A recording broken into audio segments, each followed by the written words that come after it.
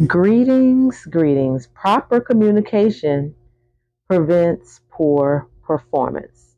So, I just want to briefly speak to you about communication and some of those things to pay attention to and some of those things to avoid. So, first, I want to start with being defensive. When your partner expresses a concern to you, the whole concept is to listen with a mind to help, to heal, um, to be supportive, essentially. So the main goal should be to be supportive. It's natural for people to get defensive when they're hearing something about them.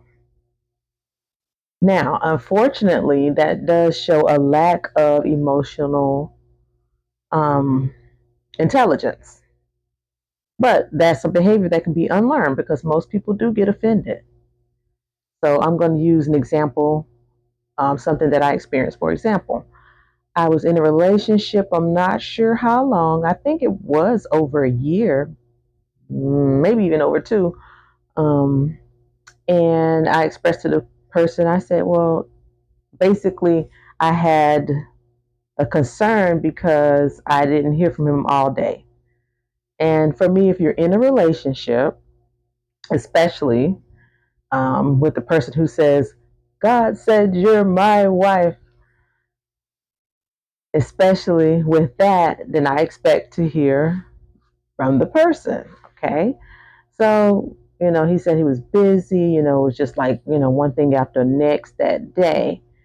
However, balance comes into play. But anyway, to stay on topic, he got defensive and even hung the phone up on me. And I'm talking about someone over the age of 55. But that's just extra information. Someone over the age of 55. So he got defensive, hung the phone up on me and everything. So I'm like, okay. So, of course, I didn't feel supported. And when something like that happens, you would not feel supported. The whole thing is to learn not to be defensive, to be supportive, no matter how you feel or no matter what's going on. When you have your loved one come to you, you might have to take a step back or just, breathe or even say, hey, give me about 5 minutes and I'll be with you or whatever. But the whole concept is for that person to feel heard and to feel supported. Basically, to feel safe, significant, and secure at all times.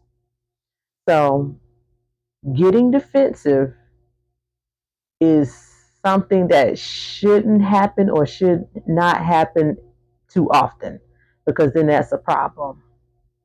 So, it's a behavior that can be unlearned by pausing, thinking before speaking, making sure that there's a mind and a desire to listen, to support, to listen, to help, to listen, to understand, even if it is about, I'll say you.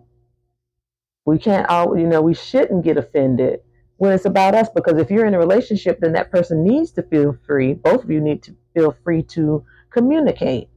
Now, some people do use that as a means to keep the other person from communicating. So I'll just act defensive, I'll just be offensive and all that. That's very toxic. So that's a behavior that can be unlearned with those same steps. Stopping to think, making sure that you're listening to be supportive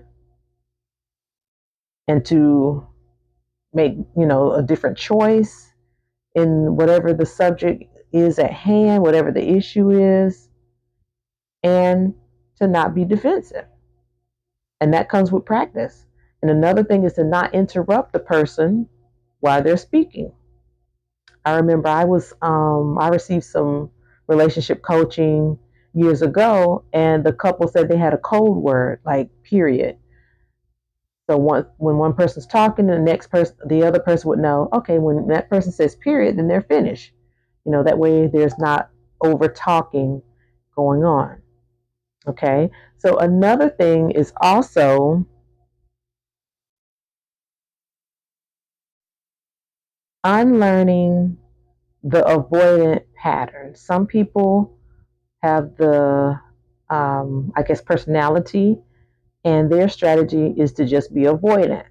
Don't want to confront anything, want to avoid the confrontation, avoid any issues, just pretend that things are magically not there. No, no, no. That's a problem. You can't pretend like things aren't there or just sweep them under the rug because they're still there. And that's not being honest with the other person. If you're avoiding or when you're asked questions, you're not being honest because you're avoiding the truth of the matter. So that causes another problem. Just because, okay, we're not having that conversation, then those issues are still there. So that's another behavior that can be unlearned.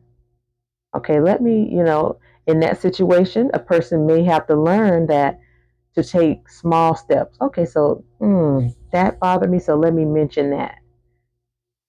Of course, speak the truth in love. That should definitely be the foundation. That's biblical. Most people know how to speak the truth in anger or speak the truth in frustration, but speak the truth in love. Think about, I would say, children, if you have children, or if you have nieces and nephews or other loved ones that you have actually had to care for. So think about it that way. You don't want to be hurtful to them. You don't want to be offensive to children because they need to be nurtured and cared for. So think about your partner in the same light. Speak the truth in love. So that might also come with taking time to think and process before you open your mouth. Take time to really weigh things out. Okay, well, maybe I can approach it this way, or, I'm not going to be offended. I'm not going to yell, not going to scream, not going to shut down, things of that nature. So it takes just kind of training and unlearning because some people have had these patterns all their life, to be defensive and to be argumentative and all that. Those things need to be unlearned, unlearned, unlearned, unlearned, so you can be healthy. Relationships and love should not be that difficult. It just takes communication and learning, a willingness to learn, a willingness to unlearn unhealthy patterns, because we all feel like we're right in the way that we're doing things, but not necessarily. It might not be the most beneficial or the most healthy approach. So I just want to share those couple things with you about communication. Please like, comment, and share this video with others. It really is simple, but most of the times we just need to unlearn unhealthy patterns. So as always, I would love to be a part of your healing journey. And remember, contact me to be set free, and the only luggage you need is that luggage or that baggage you're taking on your next trip. Thank you.